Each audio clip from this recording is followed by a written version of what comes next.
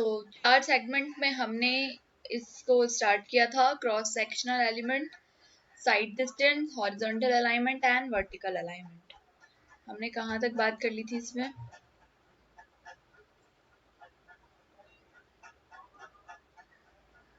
Geometric design हमने पूरा देख लिया था।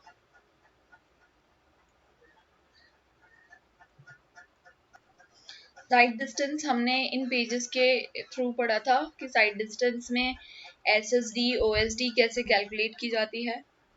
फिर आया था हॉरिजॉन्टल अलाइनमेंट। हॉरिजॉन्टल अलाइनमेंट में मेनली हमने क्या बात की थी कि आपका कर्व पॉइंट पर अगर हम जब कर्व पॉइंट में व्हीकल को मूव करते हैं तो एक बहुत बड़ा फोर्स का रोल होता है, that is the centrifugal force, और हमें उसको क्या करना होता है? रेजिस्ट करना होता है।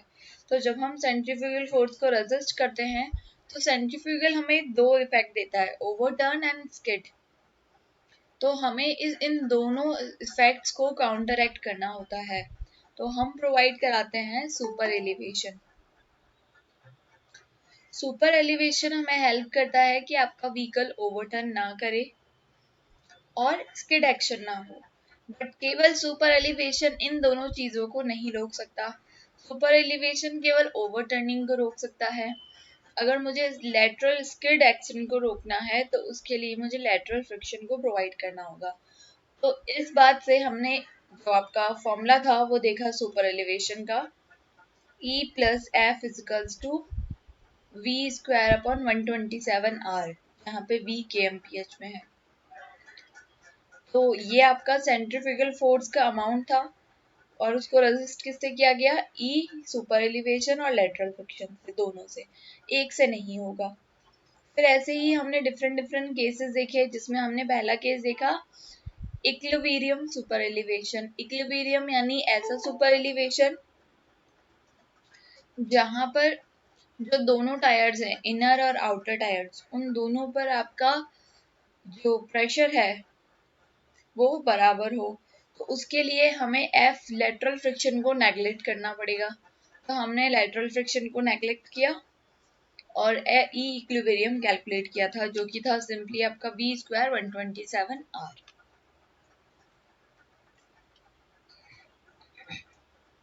फिर हमने इस पे कुछ न्यूमेरिकल्स देखे थे। डिजाइन ऑफ सुपर एलिवेशन, कि अगर आपको सुपर एलिवेशन डिजाइन करनी है तो उसका फॉर्मूला हो जाएगा v square upon 225r। Design steps कि आपको कैसे ध्यान रखना है लेटरल फ्रिक्शन और वेलोसिटी से। इस पर मैंने आपको टेबल से बताया कि मैक्सिमम कितना होता है, 4%, 7%, 10% for urban, plain and rolling and hilly areas, और मिनिमम आपका camber of road. Similarly, design steps for the super elevation. तो फर्स्ट स्टेप ये थी, अगर फर्स्ट स्टेप सेटिस्फाइड नहीं होती then we go to step 2, step 2 नहीं होती तो देन वी गो स्टेप 3। वैसे जनरली 1 और 2 में ही हमारा काम हो जाता है।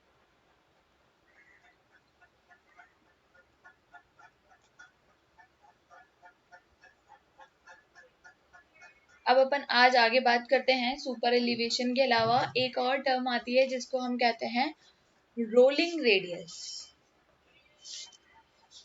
थोड़ी सी इस पे बात करते हैं, क्या इसका फॉर्मूला होता है उस पे देखते हैं। रोलिंग रेडियस,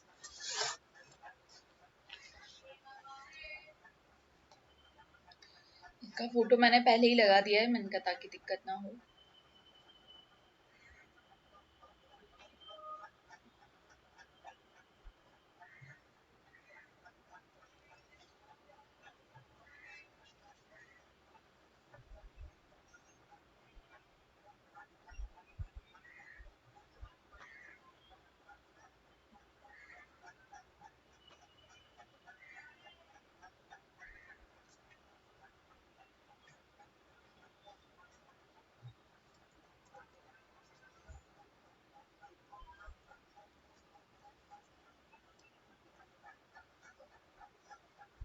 एक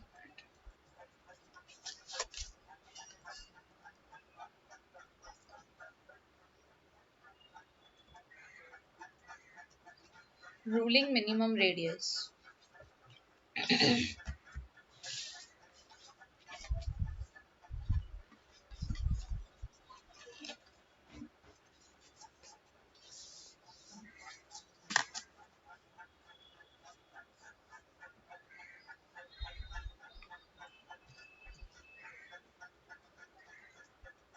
It is the minimum radius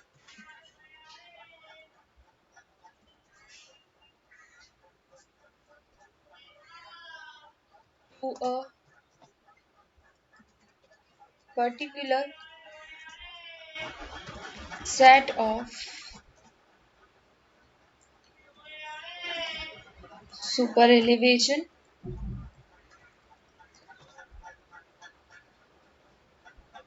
and lateral friction.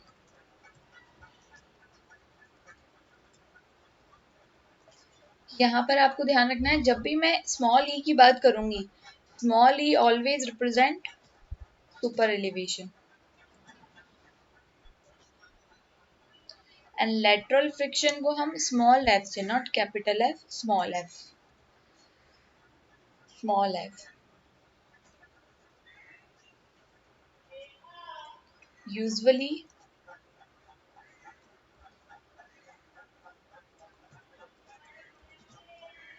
it is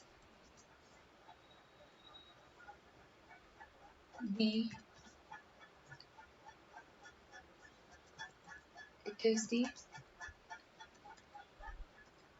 correspond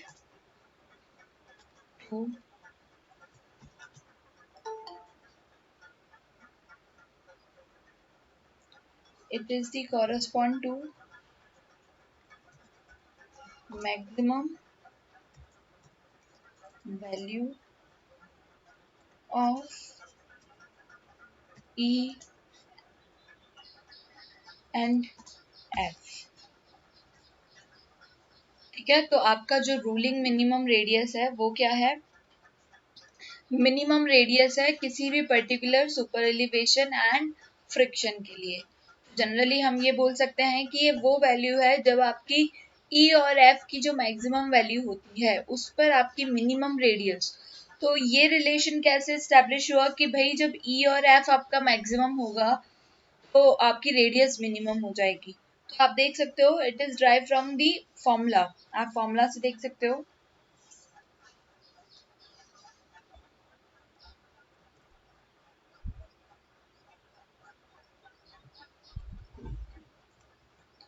इसका फॉर्मूला ये रहा, रूलिंग मिनिमम रेडियस.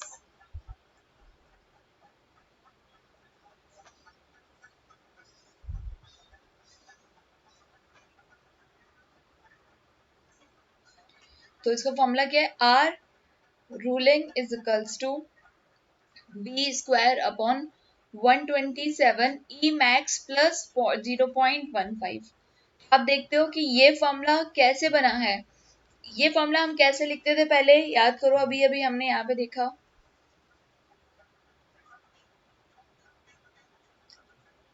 ये रहा E plus F V square upon 127 R. तो अगर मुझे आर कैलकुलेट करना है तो मैं आर इधर ले आऊंगी, E प्लस एफ इधर आ जाएगा मल्टीप्लाई में, डिवाइड में. यही हुआ, आर इधर आ गया और E प्लस एफ ब्रैकेट लगाकर इधर आ गया. तो वो हमारी रूलिंग रेडियस हो गई.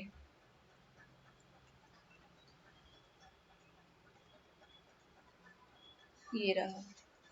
बस यहाँ पे हमने क्या बोला कि मैक्सिमम वैल्यू के लिए, तो ई की मैक्सिमम वैल्यू तीन वैल्यू थी, 4%, 7%, 10% फॉर डिफरेंट डिफरेंट कंडीशंस.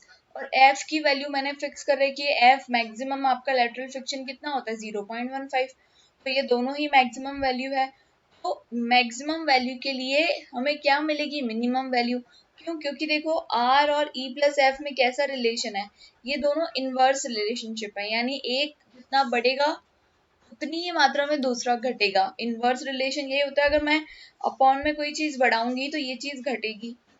तो इसलिए क्या है, हम और ऐसा तो है नहीं कि हम इनकी मैक्सिमम वैल्यू के बाहर वैल्यू लेंगे. तो सुपर एलिवेशन जितना मैक्सिमम है हम उतना प्रोवाइड करेंगे, लेटरल फ्रिक्शन जितना मैक्सिमम है उतना हम देंगे.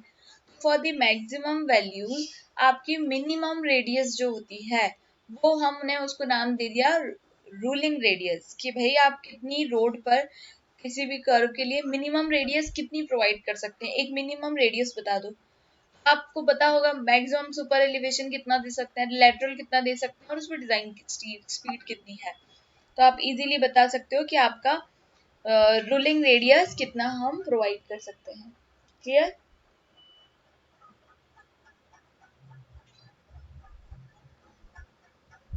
एक मिनट रुकना।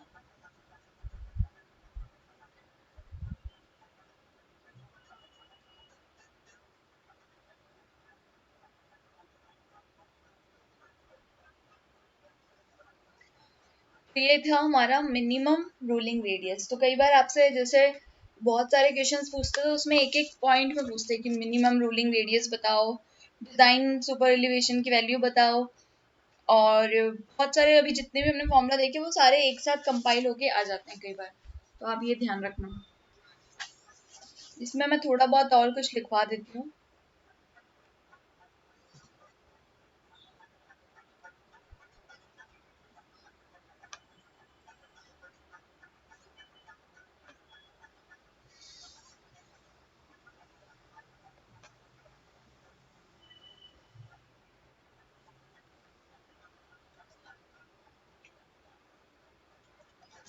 It is the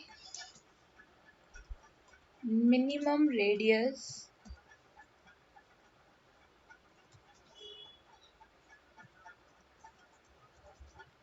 which is just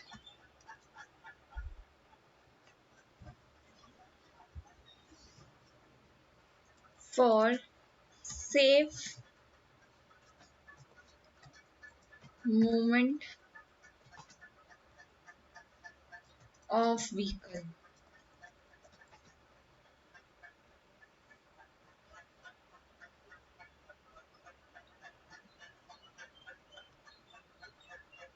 On a curved path.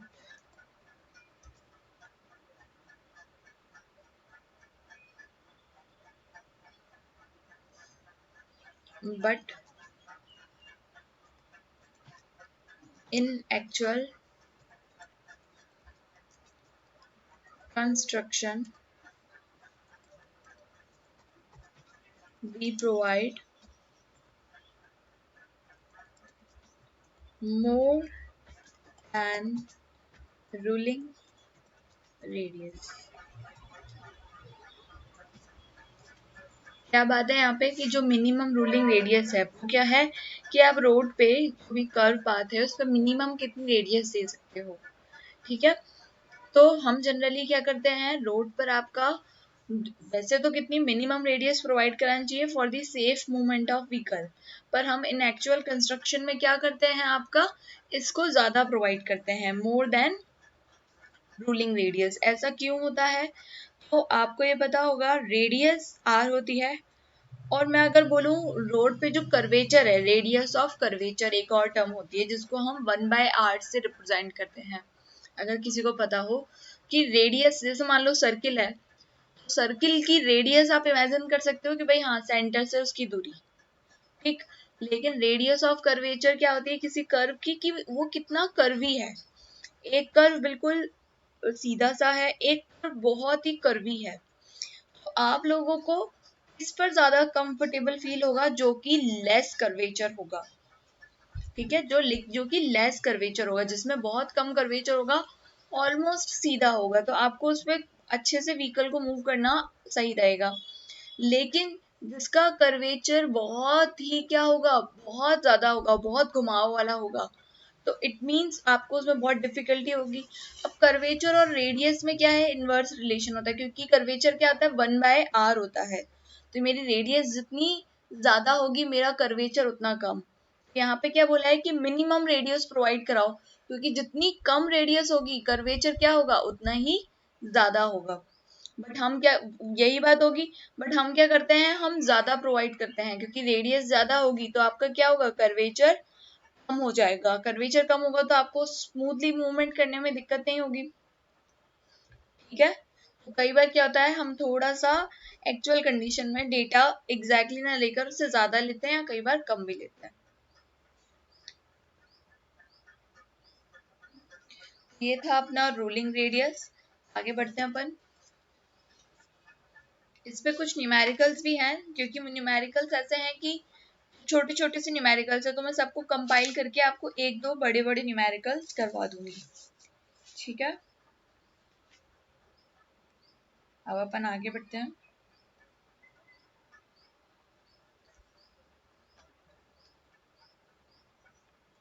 Horizontal alignment में आपने सुपर एलिवेशन देखा, जो कि बहुत बड़ा था, हमने उस पर सारी बातें करी। फिर आपने एक ये रूलिंग रेडियस छोटा सा देखा। एक और चीज है एक्स्ट्रा वाइडनिंग।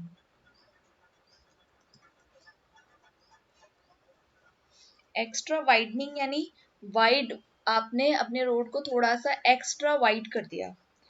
इसका अगर मैं डायग्राम, आपको बनेगा तो नहीं, मैं आपको बाद में दिखा दूंगी इसका डायग्राम। मतलब कि जो आपकी रोड की एक्चुअल विड्थ है, कर्व पॉइंट पे आपने वो विड्थ इनर इनर साइड वाला और आउटर साइड वाला वहां से थोड़ी थोड़ी बढ़ा दी। तो मैंने क्या करा, एक्स्ट्रा वाइड कर दिया अपने रोड को। तो मैंने इसलिए उसका नाम क्या दे दिया, एक्स्ट्रा वाइडनिंग। ये हम क्यों करते हैं, किस तरीके से हम इसको कैलकुलेट करते हैं कि कितनी एक्स्ट्रा वाइडनिंग देनी है, इस पे हम थोड़ा बात करते हैं। बाकी नाम से ही समझ में आ जाता है कि एक्स्ट्रा वाइडनिंग यानी कर्व पे क्यों, क्योंकि हम ये किस में पढ़ रहे हैं, हॉरिजॉन्टल अलाइनमेंट में, कि कर्व पे आप अपने रोड में क्या क्या चेंजेस करते हैं, सुपर एलिवेशन देते हैं, मिनिमम रूलिंग रेडियस कैसे पता लगाते हैं, तो वो इस तरीके से पता लगाते हैं। एक्स्ट्रा वाइडनिंग हम क्यों करते हैं, तो ये देखते हैं। It is the extra width provided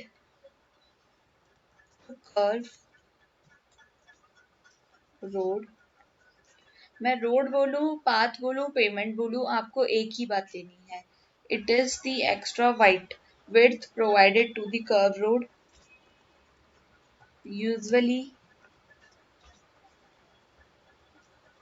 at the maximum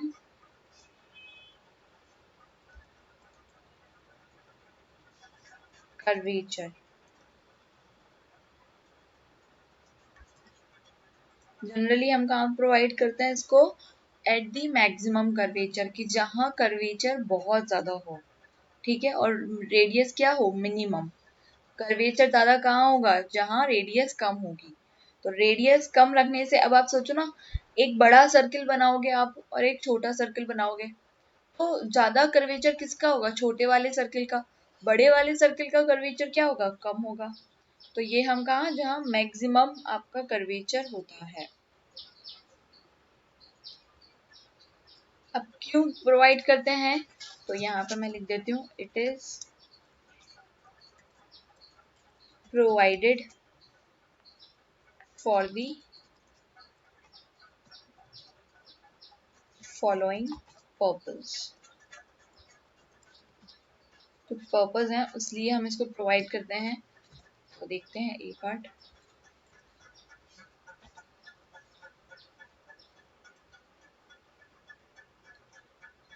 to avoid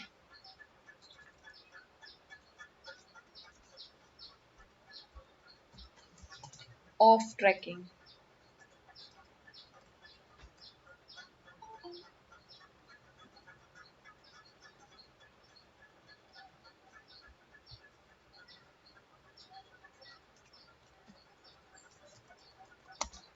off tracking को अवॉइड करने के लिए, ड्यू टू, ये मैं बताती हूँ ऑफ ट्रैकिंग क्या होता है। Due to rigidity of wheel.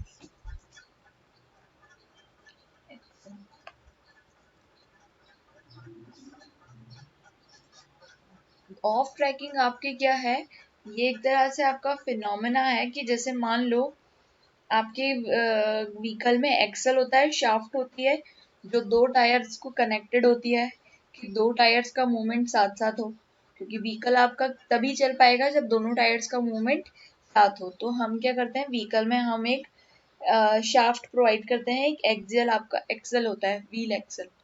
तो उसकी रिजिडिटी की वजह से, रिजिडिटी मतलब कि वो दोनों सेम मूव करें। तो क्या होता है, जब हम कर्व पाथ पे जाते हैं, कर्व पाथ पे आपके आगे वाला व्हील का एक्सल हो गया, व्हील और उसकी बीच की शाफ्ट, व्हील एक्सल। पीछे वाला व्हील और उसकी शाफ्ट जिससे वो कनेक्टेड होता है, वो आगे वाला और पीछे वाला। तो होता क्या है, जब हम कर्व पाथ पे होते हैं तो आपने कई बार देखा होगा गाड़ी में भी, जो आपका आगे एक्सल होता है कर्व पाथ पे, वो क्या होता है, वो तो आपका मुड़ जाता है लेकिन पीछे वाला सीधा ही रह जाता है। ये क्या होता है, ऑफ ट्रैकिंग होती है। क्या होता है, ऑफ ट्रैकिंग, कि जो आपका आगे वाला फ्रंट एक्सेल है जो पाथ ट्रेवल करता है, पीछे वाला जो बैक एक्सेल है वो सेम बात फॉलो नहीं करता। तो ये क्या होता है आपका, at some moment off tracking होता है। तो ऑफ ट्रैकिंग को अवॉइड करने के लिए हम एक्स्ट्रा वाइडनिंग प्रोवाइड करते हैं।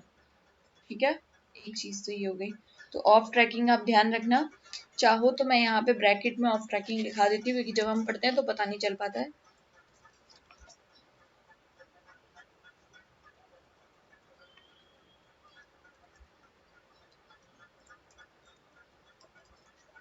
Of tracking means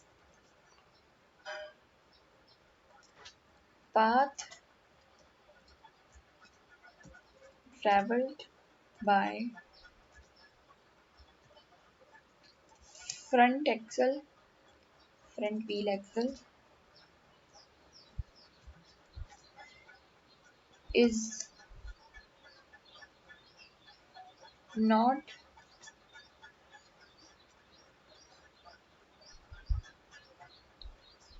same as that back wheel axle. तो इस चीज को अवॉइड करने के लिए हम एक्स्ट्रा विड्थ प्रोवाइड करते हैं, क्योंकि हम यहाँ क्या देख रहे हैं कि एक्स्ट्रा विड्थ प्रोवाइड करने की क्या क्या पर्पस है, क्यों हम एक्स्ट्रा विड्थ प्रोवाइड करते हैं। तो फर्स्ट बात तो इसका यही हो गया कि to avoid the off tracking. Second इसका हो जाएगा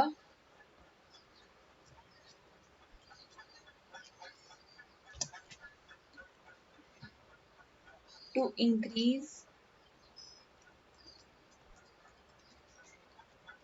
दी विजिबिलिटी एट कर्व, कि कर्व पे हमें दूर से सारी चीजें प्रॉपर दिखने लग जाएं। तो विजिबिलिटी को इंक्रीज करने के लिए भी हम क्या प्रोवाइड करते हैं, एक्स्ट्रा विड्थ। ठीक है, तो counter act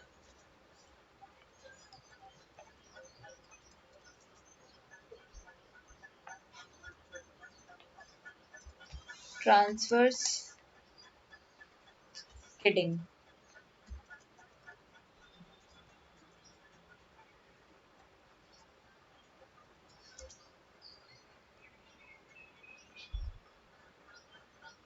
for proper overtaking actions।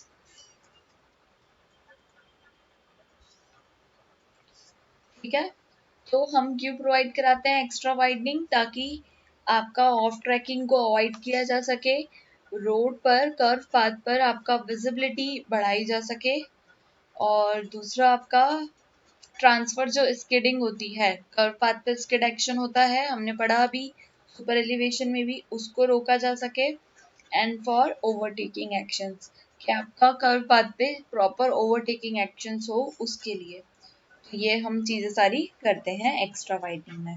ठीक है, अब होता क्या है एक्स्ट्रा वाइडनिंग, कई बार आपने देखा होगा, मान लीजिए जब आप कोई हिली एरियाज पे अपना व्हीकल मूव करते हैं, तो होता क्या है, एक तरफ तो पहाड़ होता है, एक तरफ खाई होती है, और आप अपना व्हीकल ड्राइव कर रहे हैं। आपने कई बार ऐसे देखा होगा बात में।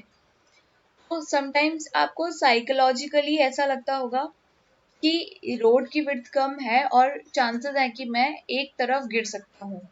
ठीक है, तो यानी कि आपको साइकोलॉजिकली सेफ फील नहीं होता कर्व पाथ पर हिली एरियाज में। जनरली जो कर्व पाथ होते हैं, आपको ऐसे लगता है कि मैं कहीं रोड, मान लो ये वाला टाइप केस नहीं होता, हिली हिली एरियाज एक तरफ खाई वाला, अगर सिंपल रोड का भी होता तब भी आपको ऐसा लगता है कि क्या पता मेरा व्हीकल रोड से नीचे उतर जाए। ये साइकोलॉजिकली एक तो अफेक्ट करता है, अगर आपने कर्व पाथ पे रोड की विड्थ कम कर रखी है तो साइकोलॉजिकली। और दूसरा, इन सारे एक्शंस की वजह से जो अभी हमने यहाँ पे फॉलोइंग पर्पस देखे, इन सब की वजह से हम एक्स्ट्रा वाइडनिंग प्रोवाइड करते हैं। तो एक्स्ट्रा वाइडनिंग प्रोवाइड करने के दो पर्पस हो गए। एक तो साइकोलॉजिकली जो इफेक्ट है उसको कम करना, कि लोगों को साइकोलॉजिकली ऐसा नहीं लगे कि भाई वो गिर सकते हैं। दूसरा, मैकेनिकली जो भी हमें ये हमारे पर्पस थे अभी हमने पढ़े, फॉलोइंग पर्पसेस, उनको काउंटर एक्ट करना। यानी कि हमारी जो एक्स्ट्रा वाइडनिंग होगी वो क्या होगी, वाइडनिंग यानी विड्थ रोड की। तो मैंने इसको इस तरह से बताया कि डब्ल्यू मैकेनिकल जो कि हमें चाहिए, और डब्ल्यू साइकोलॉजिकली, कि भाई जो साइकोलॉजिकल इफेक्ट होते हैं उसकी वजह से भी हमें एक्स्ट्रा विड्थ नहीं पड़ेगी, कि किसी को साइकोलॉजिकली ऐसा ना लगे कि अरे मैं गिर सकता हूँ। समझ रहे हो? तो इसलिए हमारी जो डब्ल्यू है वो क्या है, एक्स्ट्रा वाइडनिंग, और उसका फॉर्मूला क्या हो गया, W mechanical plus W psychological, psychologically जो हमें अफेक्ट करते हैं। तो यहाँ पे आपका फॉर्मूला क्या हो गया, एन एल का स्क्वायर अपॉन 2r, और v 9.5 अंडर रूट आर। देखो यहाँ पे मैं हर फॉर्मूले में स्पेसिफिकली मेंशन है कि v आपका kmph में, क्योंकि यहाँ पे जितनी भी, जब आप एट द एंड सारी ट्रांसपोर्टेशन पढ़ लोगे तो यू विल फाइंड दैट कि हर फॉर्मूले में कभी वेलोसिटी मीटर पर सेकंड में है तो कभी kmph में है। अब ऐसा नहीं था कि भाई हम सारी एक बार एक kmph में रख दें, हाँ सारी उसमें रखते हैं, तो हमने अलग अलग उस फॉर्म में रखी है, बट वहां पे मेंशन है कि ये किस में रखा है, ये किस में रखा है। तो आप लोगों को भी याद रखना है कि हमने एसएसडी में सारा मीटर पर सेकंड में पढ़ा है, और कर्व, सुपर एलिवेशन, ये सब केएमपीएच में है। अभी यहाँ पे कहीं मीटर पर सेकंड में वैल्यू नहीं रखी है, यहाँ पे केएमपीएच में आपको वैल्यू रखनी है। ठीक है, मैं आपको यहाँ पे बता देती हूँ कि ये सारे है क्या। एन यहाँ पे है नंबर ऑफ लेन, एल यहाँ पे लेंथ ऑफ व्हील, कि जो आपका व्हील है, जो उसकी लेंथ कितनी है, लेंथ ऑफ व्हील बेस की लेंथ कितनी है। याद करो ये हमारा ओवरटेकिंग साइड डिस्टेंस में भी आया था 6, एक फॉर्मूले में आया था 2s प्लस 6 करके, तो वहां ये वही वाला है, length of wheel base 6 metre. R हमारा रेडियस है, बी हमारा है डिजाइन वेलोसिटी जो कि kmph में है।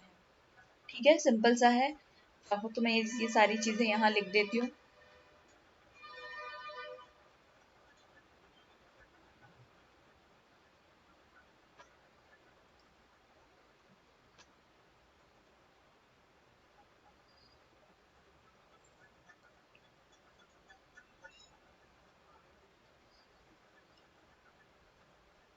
इधर लिख देती हूँ।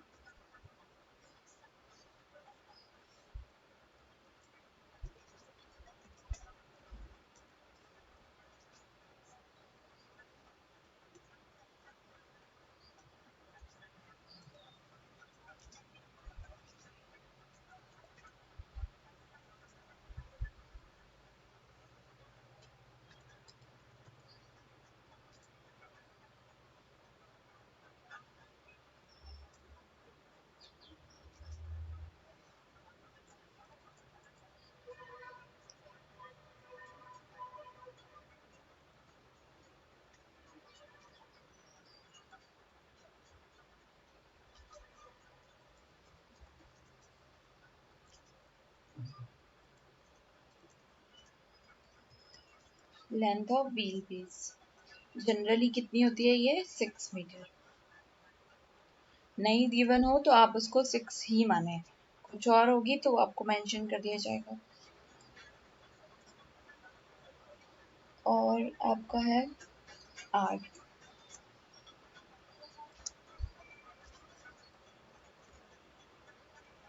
रेडियस ऑफ कर्व,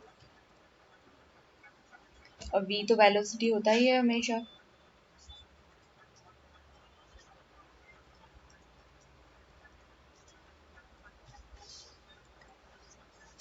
ठीक है, तो ये सारी चीजें थी हमारी फॉर्मूला में, और ये आपका फॉर्मूला था।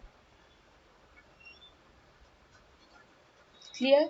अब एक और चीज इसमें है कि किस तरीके से आपको आईआरसी ने सजेस्ट किया है कि आपको आपकी एक्स्ट्रा वाइडनिंग प्रोवाइड करनी है, तो हम ये भी चीज थोड़ा सा देख लेते हैं।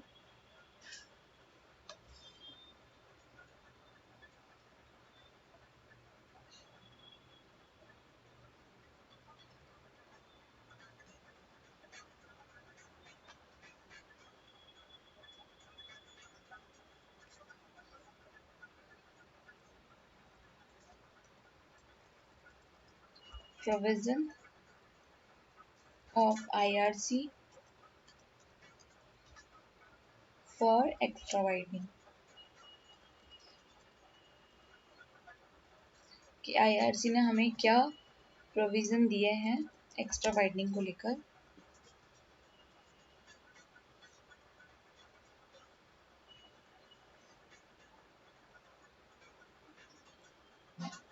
One, for single lane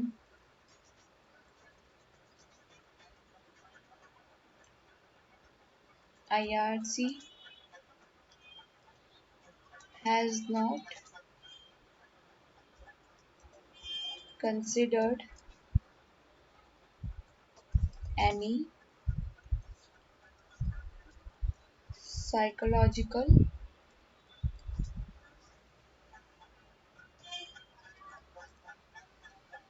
extra widening।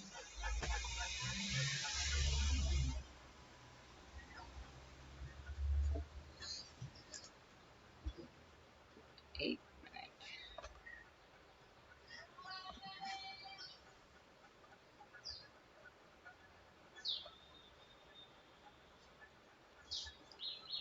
Second.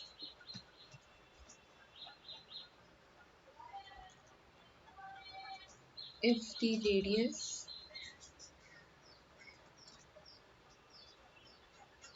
of curve is more than 300 meter, then IRC suggests not to provide any extra widening।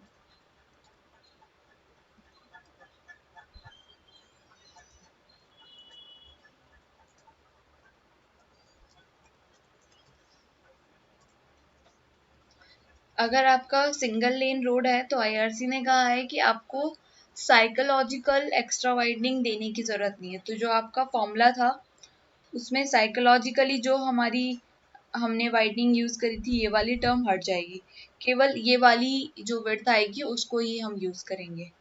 तो अगर सिंगल लेन रोड है तो सिंगल लेन रोड के लिए आपका साइकोलॉजिकल एक्स्ट्रा वाइडनिंग हम provide नहीं करेंगे।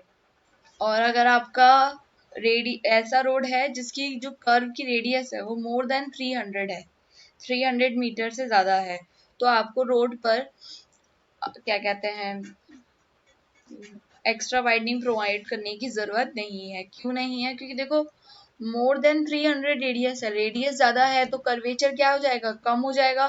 कर्वेचर कम है तो यानी आप स्मूथली व्हीकल को निकाल सकते हो। जनरली कर्व पे कर्वेचर कम होना चाहिए ताकि आप अच्छे से निकाल दो, तो उसके लिए रेडियस को हमें ज़्यादा रखना पड़ता है। ठीक है।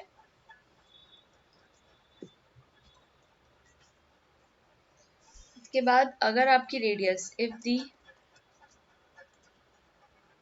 रेडियस 50 टू 300 मीटर है, कितना 50 टू 300 मीटर है, तो आईआरसी ने बोला IRC has suggested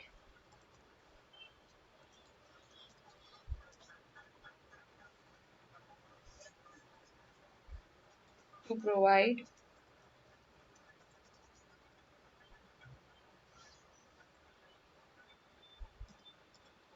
extra widening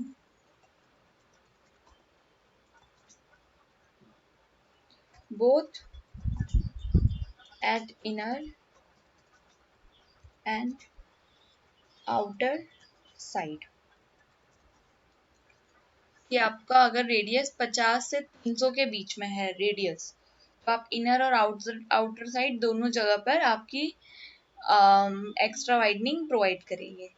दूसरा, if the radius less than 50, 50 से कम है, 50 मीटर से कम है, देन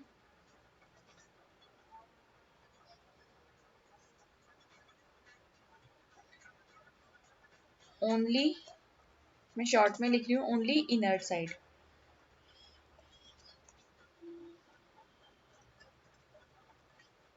समझ जाना कि आईआरसी ने बोला है, सेम वही है, ये आईआरसी के नॉर्म्स है।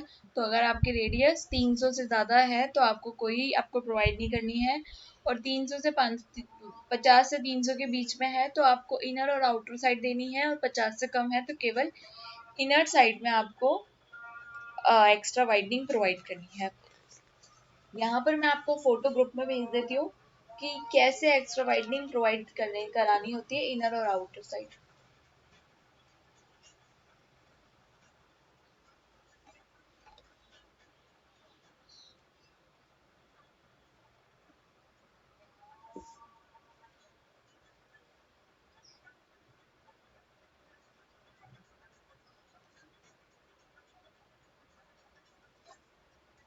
आप देख सकते हो व्हाट्सएप पे, आप लोग देखना ऊपर, उसमें मैंने मेंशन किया है कि आपका पेमेंट है और कर्व पाथ पे आपने एक्स्ट्रा विड्थ प्रोवाइड करवाई है। और ऊपर देखो मैंने वही चीज बता रखी है जैसे मैंने बताया था ना कि आपका कर्वेचर और रेडियस में क्या रिलेशनशिप है, तो वो ऊपर समझने के हिसाब से मैंने लिखा हुआ है कि रेडियस ज्यादा तो कर्वेचर कम, तो इसलिए हमें इस तरीके से डिसाइड करना होता है। तो आप व्हाट्सएप पे देख सकते हो, वो पिक्चर मैं यहाँ पे लगा दूंगी तो आपको क्लियर हो जाएगा। ठीक है, अब 1 मिनट रुकिए।